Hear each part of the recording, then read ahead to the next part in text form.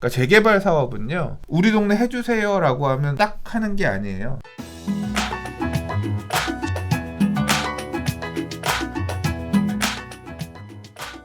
자, 5번째 이야기인데요. 재개발에 공기업을 투입하겠다라는 얘기입니다. 근본적인 거품부터 제거해야 된다는 얘기가 나오고 있는데, 일단 시민단체가 아주 공격적인 발언을 해오셨어요.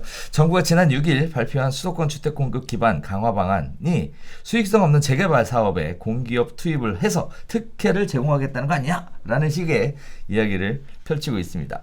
자, 지난 6일 20번째 부동산 대책을 통해서 2023년 이후에도 수도권 내 연내 25만 세대 이상의 주택을 공급하겠다. 향후 진행될 수도권 재개발 사업에 대해 분양가 상한제 제외, 기부 체납 비율 완화, 용적률 특혜 제공, 조합원 지원 확대 등을 제시했다. 뭐 이런 식의 이야기들이 나오고 있습니다. 자, 소장님 이거 많이 아실 것 같아요. 이거 관련된 방송도 하셨죠? 얘기는 뭐 많이 해서 저도 이제 네. 당일날 이게 5월 6일날 나왔죠. 56부동산 대책, 공급 대책 내용이 되게 궁금했고 이 대책을 원래 한 2월 정도 낼 것처럼 얘기했지만 밀렸죠. 그래서 어떤 내용이 될지 모르는 상황에서 계속 여러 언론사 등을 통해서 떡밥들이 이렇게 저렇게 나왔었는데, 결과적으로 나오고 보면 떡밥들 중에서 많이 얘기는 됐지만 되게 비중이 축소돼서 나온 부분도 있고, 가장 타이틀로 나온 부분이 이제 바로 이 부분이죠. 공공재개발의 도입이죠.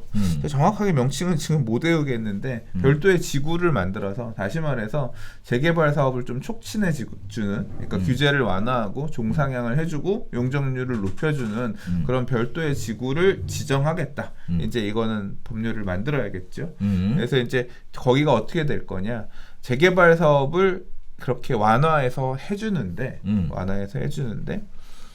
그 대신 완화하는 조건이 뭐냐, 임대 아파트를 좀 더 지어야 되고, 그리고 사업 시행자가 민간이 돼서는 안 되고 LH, SH와 같은 공기업이 사업을 이끌어야 된다.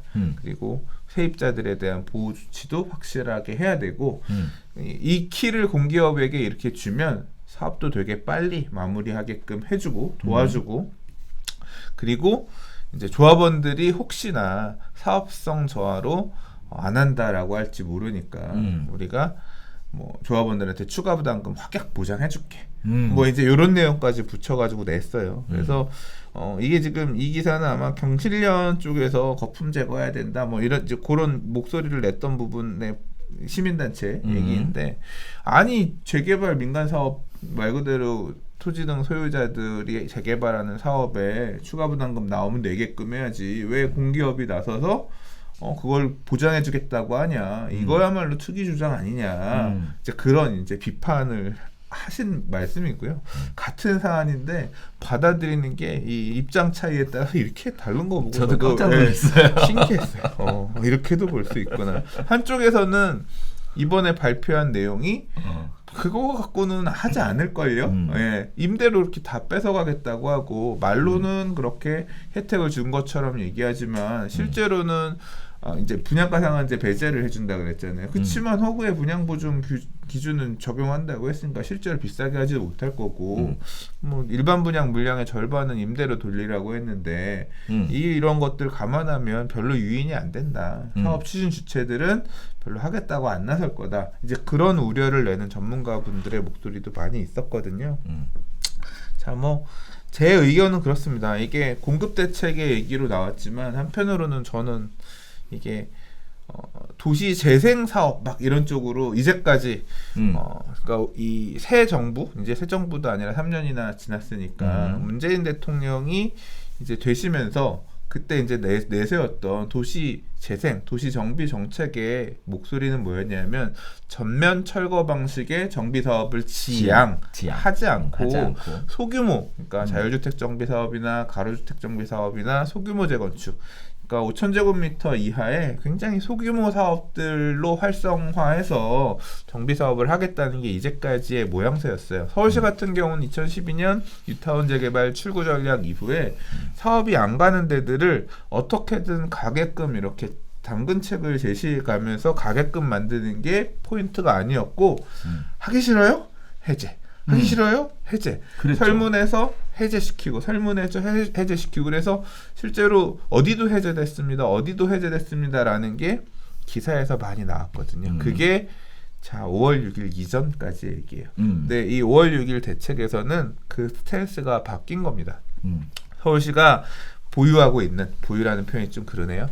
이 얘기를 제대로 체계적으로 사실 방송에서 별로 안 했던 것 같아서 그냥 여기 별별 수다니까 제가 집코노미 가서도 이런 얘기는 안 했던 것 같은데 말을 해도 사실은 잘 모르시더라고요. 이 내용 설명을. 그러니까 재개발 사업은요. 그냥 우리 동네 해주세요라고 하면 아 그래요 그럼 지금부터 하세요 이렇게 딱 하는 게 아니에요. 이 서울시가 그러니까 이게 도지사가 이 하는 경우도 있고 인구 규모에 따라서 대도시 시장 같은 경우는 시장이 10년치 계획을 세워요. 앞으로 우리는 10년 동안 이런 데를 이만큼 재개발을 해서 정비를 하려고 하는 계획을 만들겠습니다. 그렇죠. 수립을 하거든요. 도시주거환경 정비 기본계획, 주택 재개발 부문, 주거환경 개선 사업 부문, 도시환경 정비 사업, 지금 이제 도시정비형 재개발 사업 부분 이런 식으로 해서 이 계획을 10년짜리를 세우고 이 계획 하에서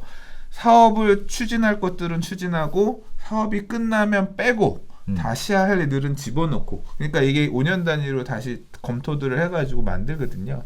그래서 이걸 2003년에 도시 및 주거환경 정비법이 만들어졌고 시행이 됐고요. 그래서 서울시 같은 경우 2004년에 재개발 주거환경 개선 사업 부분에 도시 기본 이 주거환경 기본 계획을 수립했어요. 이 계획 안에 300 몇십 개 정도의 이 정비 예정 구역들 이 동네는 재개발을 할 겁니다라는 곳이 있었거든요. 근데 그 이후에도 이제 추가로 계획 안에 포함시킨 예정 구역들이 있어요. 2010년, 그렇죠. 11년까지 지정을 했으니까. 근데 그 물량들 중에 사업이 많이 진행이 됐고요. 또 일부는 많이 해제가 됐죠. 그렇죠. 근데 아직도 남아있는 애들이 있어요. 맞아요. 이 남아있는 애들은 정비 예정 구역이라서 재개발을 할 수 있는 서울시의 계획 안에 들어있는 거예요.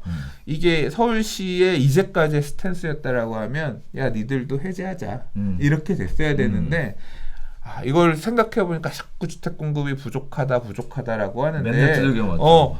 보니까 아직 이 예정구역 해제 안 된 애들 있네. 얘네 그냥 해제시키지 말고 없던 애를 새로 갑자기 만드는 게 아니라 얘네들 중에서 끄집어내서 사업을 좀 하게끔 촉진을 해보자 한 거예요. 근데 이걸 갖다가 용적률 주고 할 테니까 니들이 알아서 빨리빨리 하세요. 우리가 빨리빨리 처리해줄게. 하란 대로 다 해줄게. 뭐 이렇게 가면 어떻게 되겠어요? 개 욕을 먹는 거죠. 또 특히 아현 2구역 재건축에서 사고 있고 이런 것처럼 세입자에 대한 보호 조치 문제들 이런 것도 사회적으로 많이 얘기가 됐잖아요. 자, 그 키를 아무 애에게나 주지 못하고 우리 LH나 SH와 같은 공기업에서 하고 할 테니까 그리고 이제 당근채도 좀 줄 테니 이렇게 하게 되면 이제까지 추진이 안 됐던 그러니까 해제할 거냐 말 거냐를 고민하던 지역이 재개발로서 공급 이 재개발 조합원들이 맞는 아파트 물량도 신규주택 물량이잖아요. 그렇게 나오는 일반 분양 물량도 신규주택 물량이잖아요. 또 용적률이 늘려서 나오게 되면 임대아파트 물량도 공공이 확보할 수 있는 임대주택 물량인 거잖아요. 이것도 사실 공급 확대는 맞거든요. 그래서 서울시의 뉴타운 재개발 출구 전략이 약간 이렇게 수정되면서 공급 형태, 전면 철거 중심의 공급 방식으로 살짝 돌아섰다. 이 발표를 서울시가 하지 않고 국토부가 했다.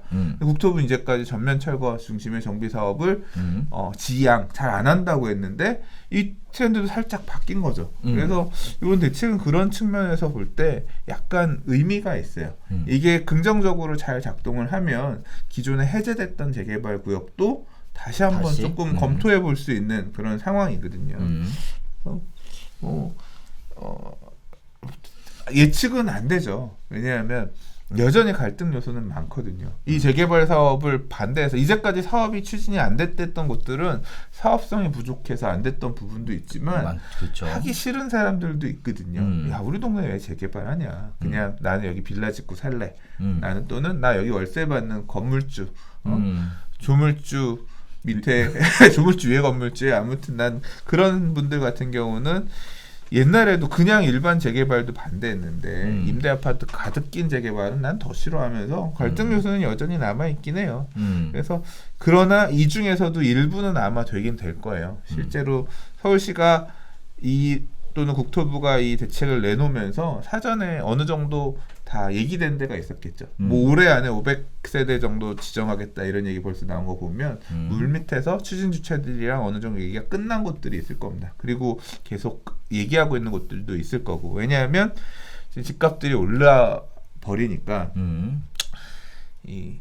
그래도 나홀로 1,200세대짜리 나홀로 가로주택 정비 사업으로 지어지는 아파트보다는 한 500세대 정도 되는 25층 아파트가 더 좋을 거 아니에요. 그 동아줄이 지금 내려오는 상황인 거니까 야 우리 아직 재개발 할 수 있었어? 이제 이런 지역들 같은 경우는 요거 받아서 좀 가려고 할 거고 이제 그런 투자들을 또 향해서 쫓아가는 분들도 조금 있겠죠. 뭐 개인적으로는 이거 보면서 이런 생각이 좀 들었어요. 지금도 사실 도시및 주거환경 정비법에 의하면 사업 시행자가 시도지사나 또는 SH공사, LH공사, 그다음에 조합 방식도 가능한 거고 네네. 신탁회사 가능하죠. 역시 가능한. 네. 그럼 결국은 사업 시행자가 조합 방식이 아니라 공공기관으로 해서 기존의 사업 방식을 끌고 가는 일종의 공권력을 투입해서 네, 안정성도 확보해주고 네. 거기에 따라서 공공이 원하는 형태의 개발 사업 방식으로 전환해서 끌고 가겠다라고 지금 발표한 것 같다 이런 생각이 들던데. 그러니까 도시정비법에 보면 말씀하신 것처럼 사업할 수 있는 그러니까 사업 시행자가 조합만 가능한 게 아니라요. 신탁도 가능하지만 말씀하신 것처럼 이렇게 사업이 지지부진하고 안 되는 경우에는 공공이 개입해서 사업 시행자를 공공기관으로 지정할 수 있게끔 하는 법률이 있어요. 사실 이제 그게 적용이 되는 거예요. 근데 그러면 서울시가 와서 LH한테 사업 시행하게끔 하라라고 하면 우린 무조건 받아야 되나요? 아니죠. 거기도 마찬가지로 동의율이 있어요. 조합 설립을 위한 동의율처럼 이런 사업 시행자를 공공으로 지정하게끔 하는 사업 방식에도 동의 요건을 갖춰야 되거든요. 주민들이 그 동의 요건을 충분히 갖춰서 가면 가는 거고요. 동의율을 못 맞추면 이제 해제해야겠죠. 또 한편으로는 뭐 그쪽에 대한 부분만 아니라 용산 정비창 같은 경우에는 사실 재개발 구역이 아니잖아요. 도시개발 사업. 그렇죠. 도시개발 사업이죠. 뭐 이렇게 되면 마치 옛날처럼 뉴타운도 그렇잖아요. 뭐 재개발 사업도 있었고 도시개발 사업도 있었고 또 다른 뉴타운을 추진하겠다라는 발표로 봐도 될까요? 아니야. 그건 너무 멀리 나갔어. 용산 얘기는 용산 이제 정비창 얘기는 진짜 사소한 굉장히 보도 내용 중에 한 꼭지 조그만 한 꼭지였는데 기자분들이 이제 끝나고 나서 이제 Q&A 시간에 그 부분을 아주 집중적으로 물어봤더니 그 부분이 굉장히 많이 이제 후속 보도가 되면서 그렇게 된 거예요. 실제로 이제 그게 메이저가 돼버렸죠. 이번 대책은 뭐 공공재개발 이건 다 기억도 별로 안 남고 용산 개발 얘기만 나오고 지금 용산만 난리가 났죠. 이제 사실 그런 관점이죠. 근데 이제 그러니까 철도 용지라든가 이제 공공이 가지고 있는 땅에도 주택 공급을 하겠다. 그래서 몇만 호 정도 짓겠다라는 내용이 나오면서 일부 나온 건데. 근데 하긴 했어야죠, 그거는. 그렇죠. 이제 그게 이제 다시 사업 재개를 준비하고 있다. 어떻게 갈 거냐. 사실 후속 준비하고 있는 용산 마스터 플랜에 대한 얘기 언급까지도 있었거든요. 그래서 그 기대감 때문에 용산의 부동산들이 요새 좀 바쁜가 보더라고요. 그런 소식이 있군요. 또. 네. 자, 아무튼 뭐 기대해 보겠습니다. 저도 굉장히 기대가 되는 부분인데 어쨌든 수장님 얘기하셨던 대로 정책의 방향 자체에 일정 부분 수정이 가해졌다라는 부분에 대해서는 확실히 인지가 되는 것 같아요.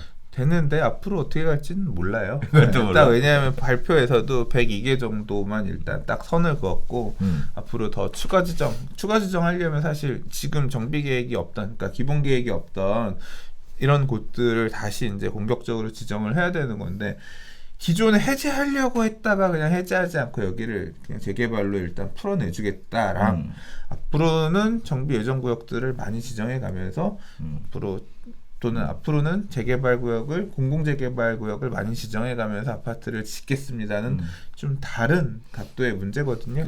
사실 하나만 더 말씀을 드리면 지금 일몰제 얘기가 계속 있어 와서 제가 얼마 안 남은 걸로 알고 있거든요. 일몰제에 해당되는 지역들이 지금 거기에 따라서 일문제가 적용이 돼서 구역이 해제가 돼버리면 다시 사업 추진하기가 쉽지 않을 것 같이 보이는데. 근데 이제 그 지역에도 적용할 거냐 말 거냐가 내 핵심인데 아마 시장의 니즈는 시장의 분위기는 아마 여기도 될 거예요. 공공재개발 하겠다고 했으니까 우리도 요청하면 서울시장 네가 뭔데 해주겠지. 이제 이런 마음으로 항상 재개발 투자하면 얘기하잖아요. 10년 뒤엔 되지 않을까요? 네. 10년 보고 하는 거죠. 네. 그런 10년 뒤에도 안 되는 데는 안 돼요. 네. 한 20년 봤는데 그렇더라고요. 네. 그래서 이제 그렇게 아마 시장의 반응들은 여기는 된대요, 되지 않을까요라고 하면서 움직이는 지역들도 나올 것 같아요. 근데 잘못 들어갔다가 또 10년 호선 세월 보낼 수 있으니까 네. 뭐 신중하게 접근하세요. 맞습니다.